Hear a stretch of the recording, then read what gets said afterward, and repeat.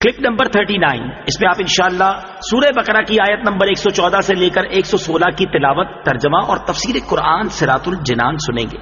بسم اللہ الرحمن الرحیم۔ ترجمہ: اللہ کے نام سے شروع جو نہایت مہربان رحمت والا ہے۔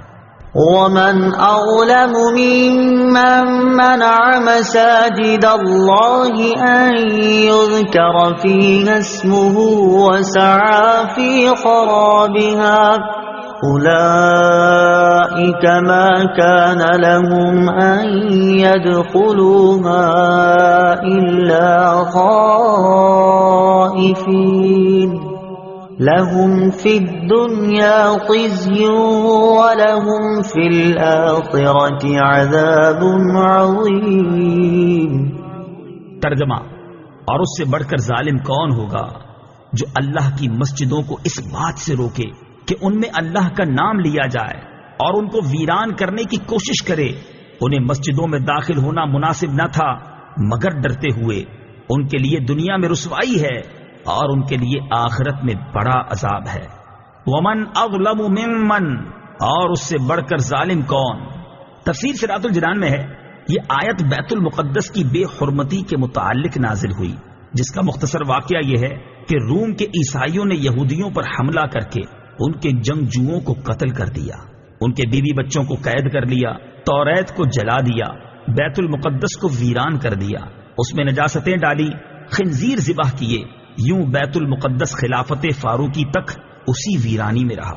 آپ رضی اللہ تعالی عنہ کے عہد مبارک میں مسلمانوں نے اسے بنایا۔ ایک قول یہ بھی ہے کہ یہ آیت مشرکین مکہ کے حق میں نازل ہوئی، جنہوں نے ابتدائے اسلام میں حضور سید عالم صلی اللہ تعالی علیہ وآلہ وسلم اور آپ کے اصحاب رضی اللہ تعالی عنہم کو کعبے میں نماز پڑھنے سے روکا تھا، اور صلح حدیبیہ کے وقت اس میں نماز و حج سے منع کیا تھا، ان یذکر کہ ذکر کیا جائے۔ تفسیر صراط الجنان میں ہے ذکر میں نماز، خطبہ، تسبیح، وعظ، نعت شریف اور صالحین کے حالات کا بیان سب داخل ہیں۔ ذکر اللہ کو منع کرنا ہر جگہ ہی برا ہے، لیکن مسجدوں میں خصوصاً زیادہ برا ہے کہ وہ تو اسی کام کے لیے بنائی جاتی ہیں۔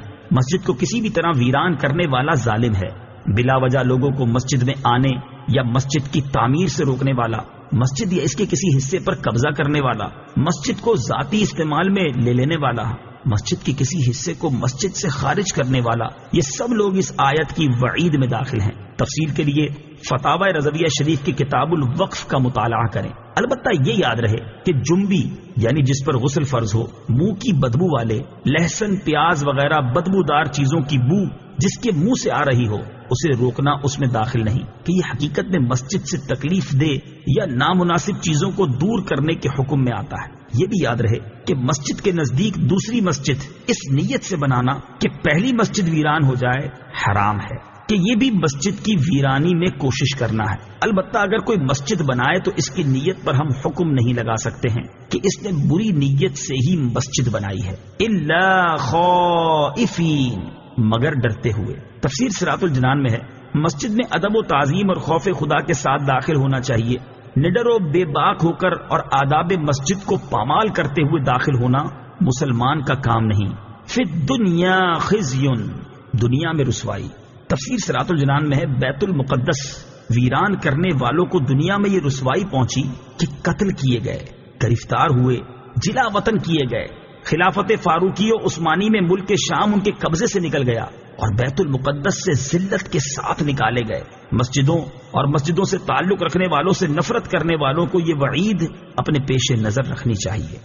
وَلِلَّهِ الْمَشْرِقُ وَالْمَغْرِبُ فَأَيْنَمَا تُوَلُّوا فَثَمَّ وَجْهُ اللَّهِ إِنَّ اللَّهَ وَاسِعٌ عَلِيمٌ۔ ترجمہ: اور مشرق و مغرب سب اللہ ہی کا ہے، تو تم جدھر منہ کرو ادھر ہی اللہ کی رحمت تمہاری طرف متوجہ ہے، بے شک اللہ وسعت والا، علم والا ہے۔ وَلِلَّهِ، اور اللہ ہی کے لیے ہے۔ تفسیر صراط الجنان میں ہے ایک مرتبہ صحابہ کرام علیہم رضوان تاریک رات میں سفر میں تھے، قبلہ کی سمت معلوم نہ ہو سکی، ہر شخص نے جس طرف اس کا دل جمع نماز پڑھ لی۔ صبح کو بارگاہ رسالت میں حال عرض کیا تو یہ آیت نازل ہوئی۔ حضرت عبداللہ ابن عمر رضی اللہ تعالیٰ عنہ فرماتے ہیں یہ اس مسافر کے حق میں نازل ہوئی جو سواری پر نفل ادا کرے، اس کی سواری جس طرف متوجہ ہو جائے اس طرف اس کی نماز درست ہے۔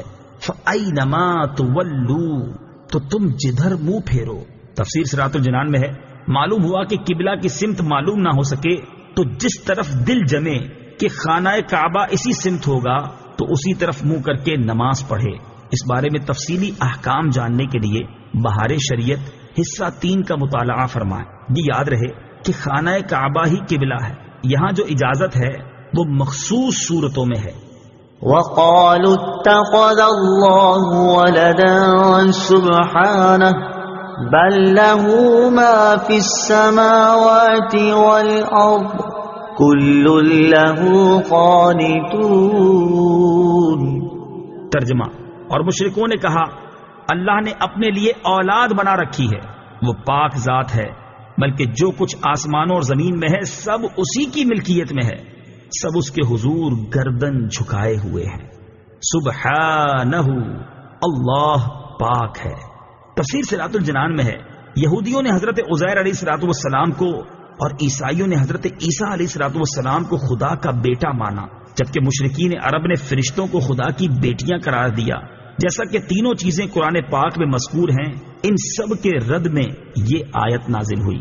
لہو ما فی السماوات، اسی کا ہے جو آسمانوں میں ہے۔